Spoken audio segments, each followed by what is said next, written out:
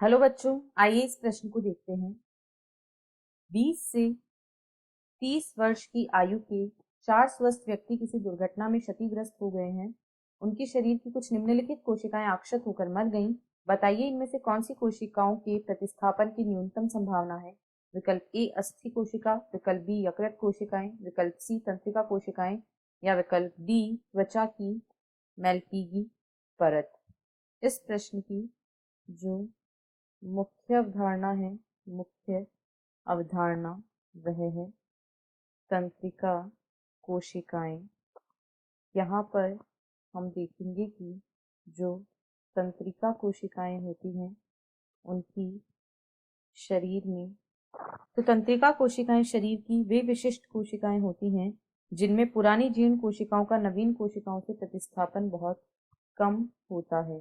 तंत्रिका कोशिकाओं में पुरानी जीर्ण कोशिकाओं का तंत्रिका कोशिकाओं में पुरानी जीर्ण कोशिकाओं का नई कोशिकाओं से प्रतिस्थापन पुरानी जीर्ण कोशिकाओं का नई कोशिकाओं से प्रतिस्थापन बहुत कम होता है। तंत्रिका कोशिकाएं हमारे शरीर की वे कोशिकाएं हैं जिनमें पुरानी जीर्ण कोशिकाओं का नई कोशिकाओं से प्रतिस्थापन बहुत कम होता है। ऐसा इसलिए होता है क्योंकि इनमें पुनरुद्भवन की क्षमता बहुत ही कम पाई जाती है। इनमें पुनरुद्भवन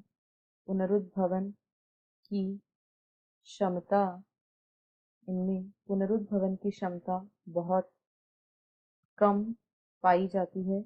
यहाँ पर जो पुनरुद्भवन या रीजनरेशन क्षमता होती है वह बहुत कम होती है। इसी कारण यहाँ पर जो पुरानी या जीर्ण कोशिकाएं होती हैं वे नई कोशिकाओं से प्रतिस्थापित नहीं हो पाती हैं।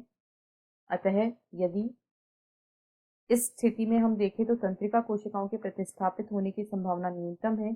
इसलिए विकल्प सी इस प्रश्न का सही उत्तर है, क्योंकि अस्थि कोशिकाएं, यकृत कोशिकाएं तथा मैल्पीगी की कोशिकाएं, इन तीनों ही कोशिकाओं में पुनरुद्भवन की क्षमता पाई जाती है, इसीलिए इनमें प्रतिस्थापन की संभावना होगी। आशा है आपको प्रश्न समझ आया होगा। धन्यवाद।